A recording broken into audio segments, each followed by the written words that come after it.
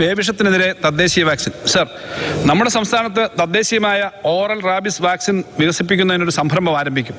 തിരുവനന്തപുരത്ത് institute of advance വൈറോളജിയുടെയും Kerala veterinary and animal science സർവകലാശാലയ്ക്ക് കീഴിലുള്ള വിവിധ സ്ഥാപനങ്ങളുടെയും കൂട്ടായ പ്രവർത്തനത്തിലൂടെയായും ആയിരിക്കും വാക്സിൻ വികസിപ്പിക്കുക. ഈ പദ്ധതിക്കായിട്ട് 5 കോടി രൂപ നീക്കിവെക്കുന്നു. ബലേബേഷ് തെരുവ് നായ്ക്കൾക്ക് പേവിഷ പ്രതിരോധ വാക്സിനേഷൻ കൊടുക്കാനുള്ള നല്ല ഉഗ്രം പരിപാടി. വളർത്തു നായ്ക്കളെ, തെരുവ് നായ്ക്കളെ, നിങ്ങൾക്ക് ഇനി സൂചി കൊണ്ടുള്ള കുത്തുകൊള്ളണ്ട. വാക്സിനേഷൻ ഇങ്ങനെ കുടിക്കാം. വീട്ടിലെ ഭൂമിക്ക് വാക്സിനേഷൻ കൊടുക്കാൻ സമയമായല്ലോ. ഇത്തവണ എന്തായാലും പാവത്തിന് സൂചി വെച്ച് കുത്തി നോവിക്കണ്ട. നമ്മുടെ സർക്കാർ തുള്ളിമരുന്ന് വാക്സിൻ ഉണ്ടാക്കിയല്ലോ. നിന്റെയൊക്കെ ഭാഗ്യം. ഇനി സൂചി കുത്ത് കൊള്ളണ്ടല്ലോ. ഡോക്ടറെ നമസ്കാരം. നമസ്കാരം.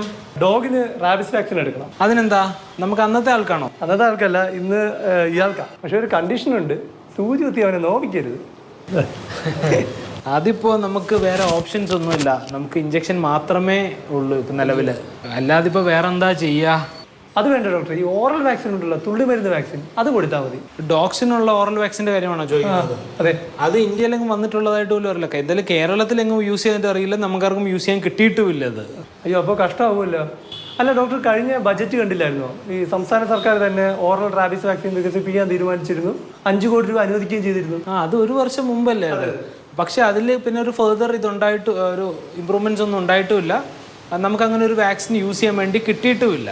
ഓറൽ റാബിസ് വാക്സിൻ കൊണ്ട്, അതായത് ഈ തുള്ളിമരുന്ന് വാക്സിൻ കൊണ്ട് എന്താണ് പ്രയോജനം? അതിന്റെ നേട്ടം എന്താണ്? മാത്രമല്ല, അതുകൊണ്ട് കൂടുതൽ തെരുവ് നായ്ക്കൾക്ക് വാക്സിനേഷൻ നൽകാൻ സാധിക്കുമോ?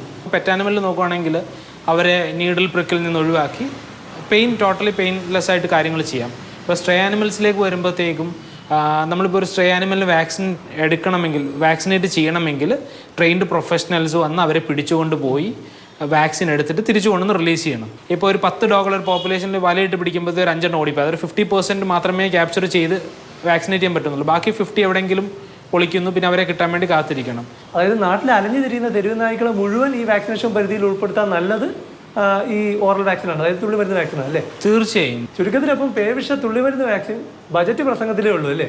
പിന്നെ നീഡിൽ പ്രിക്ക് മാത്രമേ ഒരു വഴിയുള്ളൂ. അതായത് ഓറൽ വാക്സിൻ ബജറ്റിലെ ഒരു ബഡായിയായി.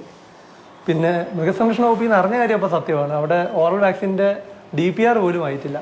അപ്പം അതുകൊണ്ട് നിനക്ക് കുത്തു കിട്ടുക മാത്രമേ വഴിയുള്ളൂ.